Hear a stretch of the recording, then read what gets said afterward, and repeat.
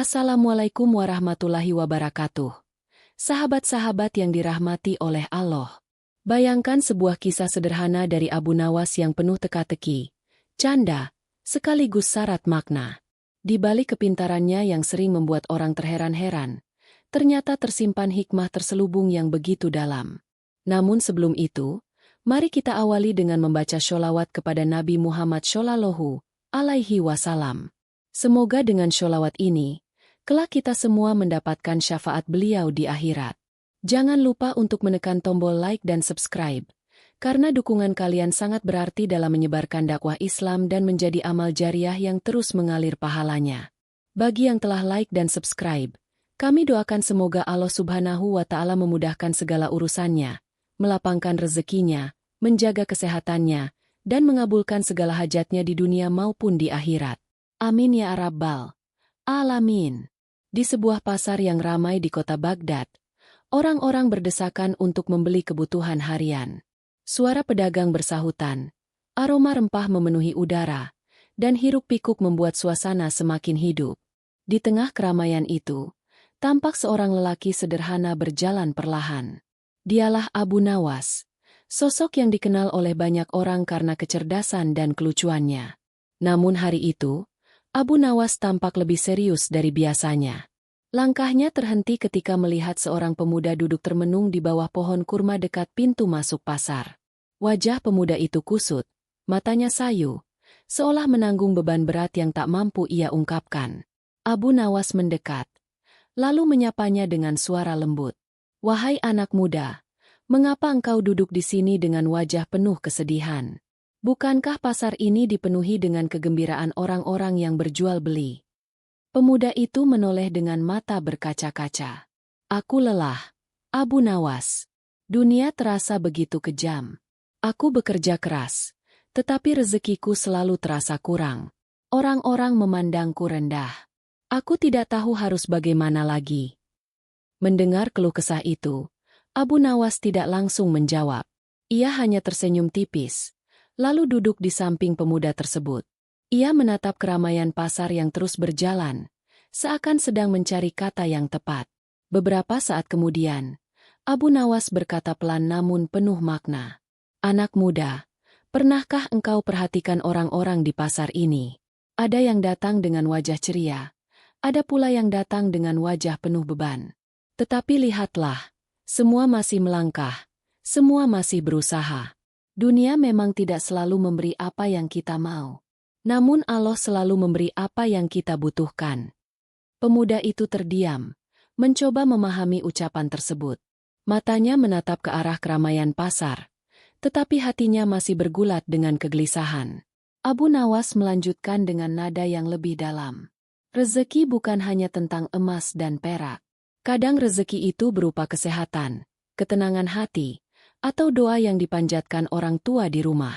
Jangan engkau ukur nikmat Allah hanya dari apa yang bisa engkau genggam." Kata-kata itu membuat pemuda tersebut menunduk. Namun Abu Nawas belum selesai. Ia menatap tajam ke arah pemuda itu, seakan ingin menyampaikan sesuatu yang jauh lebih penting. "Akan tiba saatnya engkau diuji dengan sesuatu yang lebih besar dari sekadar lapar dan kekurangan. Jika engkau tidak belajar bersyukur dari hal kecil, bagaimana engkau akan sanggup menghadapi ujian yang lebih berat?" Pemuda itu mulai gelisah. Suara di pasar semakin samar di telinganya.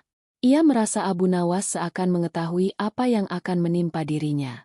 Dengan hati berdebar, ia menunggu kelanjutan perkataan Abu Nawas. Namun, sebelum ia sempat bertanya, Abu Nawas berdiri perlahan dan berkata singkat, "Ingatlah ucapanku hari ini. Kau akan segera memahami maksudnya ketika waktunya tiba." Abu Nawas pun melangkah pergi, meninggalkan pemuda itu dengan sejuta tanda tanya di benaknya. Beberapa hari setelah pertemuannya dengan Abu Nawas di pasar, pemuda itu kembali menjalani kesehariannya dengan penuh keterpaksaan. Ia bekerja di sebuah toko kecil milik seorang pedagang kaya. Setiap hari ia harus mengangkat karung gandum, membersihkan toko, hingga melayani pembeli. Namun upah yang ia terima sangat sedikit, bahkan tidak cukup untuk membeli makanan yang layak. Malam itu, ketika ia pulang dengan tubuh letih, Sebuah kabar mengejutkan menanti di rumah. Ibunya yang sudah renta jatuh sakit. Nafasnya tersengal-sengal, wajahnya pucat, dan hampir tidak mampu berbicara. Pemuda itu panik. Ia tidak memiliki uang cukup untuk membeli obat, apalagi memanggil tabib. Dengan langkah tergesa, ia keluar rumah menuju beberapa tetangga untuk meminta bantuan. Namun sebagian besar hanya menggeleng. Ada yang beralasan tidak punya cukup uang, ada pula yang berpura-pura sibuk. Hatinya semakin hancur. Ia merasa benar-benar sendirian. Dalam kegelisahan itu, terlintas kembali ucapan Abu Nawas di pasar. Kata-kata yang kala itu terdengar samar, kini seperti mengetuk keras di kepalanya. Jika engkau tidak belajar bersyukur dari hal kecil, bagaimana engkau akan sanggup menghadapi ujian yang lebih berat? Pemuda itu duduk di samping ibunya yang terbaring lemah. Ia menggenggam tangan ibunya yang dingin, lalu menangis dalam hati. Ya Allah, apa yang harus aku lakukan? Aku tidak sanggup melihat ibuku menderita begini. Keesokan harinya, ia memberanikan diri pergi ke istana untuk mengadu nasib. Ia berharap ada sedikit belas kasih dari raja atau pejabat yang bisa menolong. Namun, ketika ia tiba di depan gerbang istana, para penjaga justru menghalanginya. Pergilah, anak muda. Kau bukan siapa-siapa. Jangan mengganggu ketenangan istana dengan ratapanmu. Pengusiran itu membuat hatinya semakin remuk. Ia berjalan tanpa arah di jalanan Baghdad, dengan langkah gontai dan mata yang sembab. Hingga akhirnya ia kembali menemukan sosok yang pernah ia temui di pasar. Abu Nawas sedang duduk di sebuah warung kecil, menyesap segelas air dengan tenang. Tatapannya segera tertuju pada pemuda itu. Senyum samar muncul di wajahnya, seolah ia sudah tahu apa yang sedang terjadi. Wahai anak muda, apakah sudah tiba saatnya engkau memahami ucapanku dulu? Ucapan itu terdengar lembut, tetapi mengandung sesuatu yang menusuk dalam hati. Pemuda itu tidak sanggup menahan tangisnya. Ia berlutut di hadapan Abu Nawas, menceritakan semua penderitaannya, tentang ibunya yang sakit, tentang tetangga yang menolak menolong, dan tentang penolakan di depan gerbang istana. Abu Nawas mendengarkan dengan seksama, tidak sekalipun memotong cerita. Ia membiarkan pemuda itu mengeluarkan seluruh kesedihan yang menyesakkan dada. Setelah cukup lama, Abu Nawas menepuk bahunya pelan, lalu berkata dengan suara berat, "Bangkitlah, masih ada jalan, tapi kau harus membuka mata hatimu lebih dulu. Malam ini aku akan menunjukkan sesuatu yang akan mengubah cara pandangmu selamanya." Pemuda itu menatap Abu Nawas dengan rasa penasaran bercampur harap.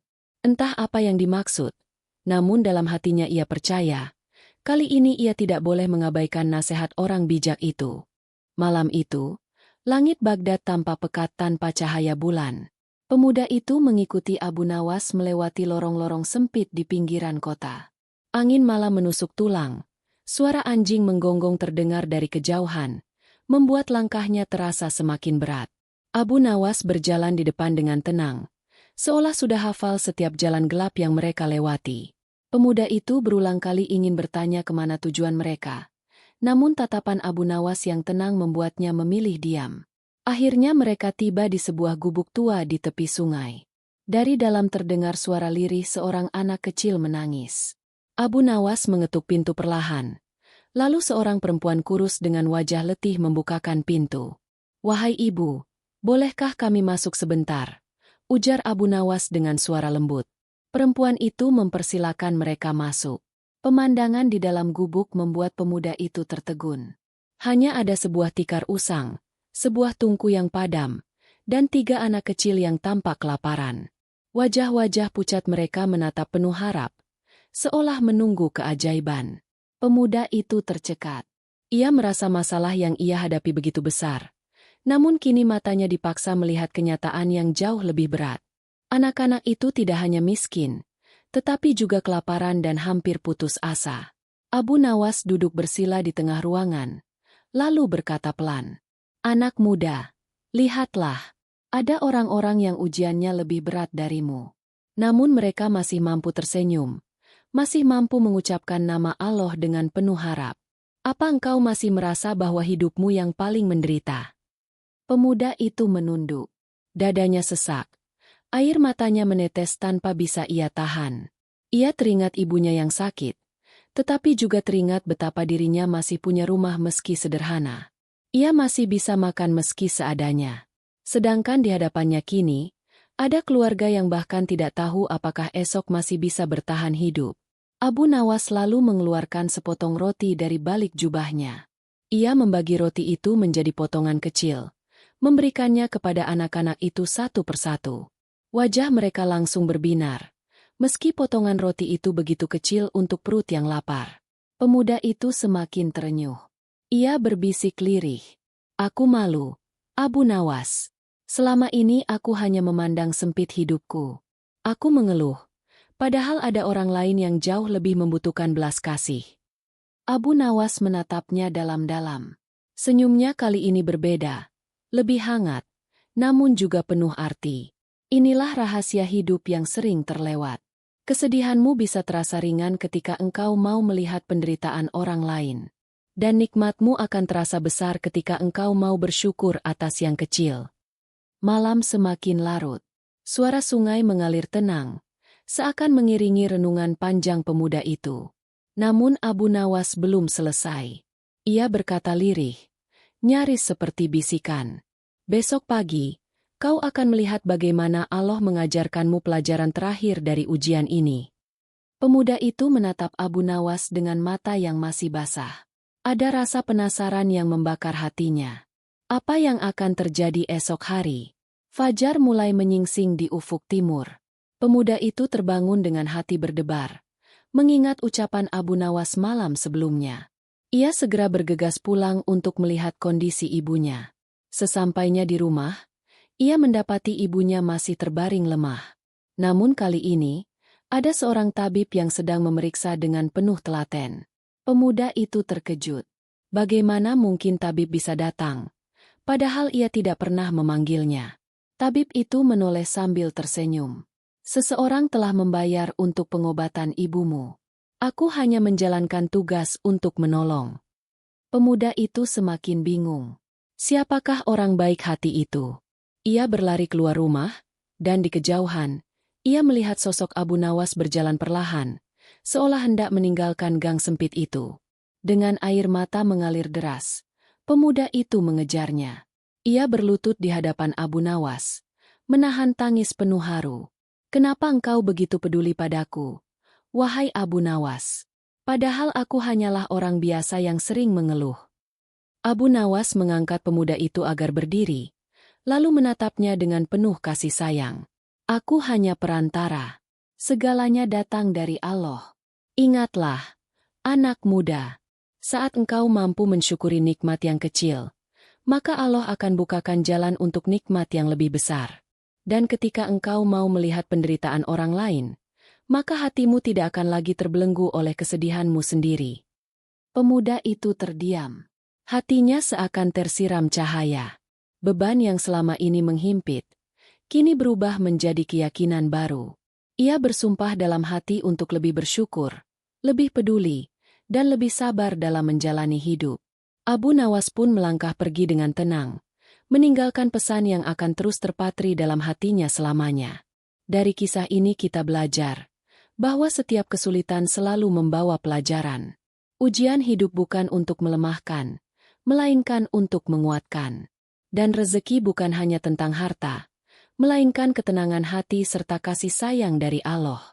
Sebagaimana firman Allah dalam Al-Quran Surat Ibrahim ayat 7. Jika kamu bersyukur, pasti aku akan menambah nikmat kepadamu.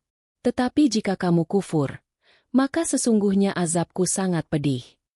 Para sahabatku semuanya, terima kasih telah mendengarkan cerita ini sampai akhir. Jika kamu merasa terhibur, mendapatkan pelajaran, atau punya pendapat tentang kisah ini, silakan tinggalkan komentar di bawah. Jangan lupa untuk like dan subscribe agar tidak ketinggalan cerita-cerita menarik lainnya. Sampai jumpa di kisah selanjutnya.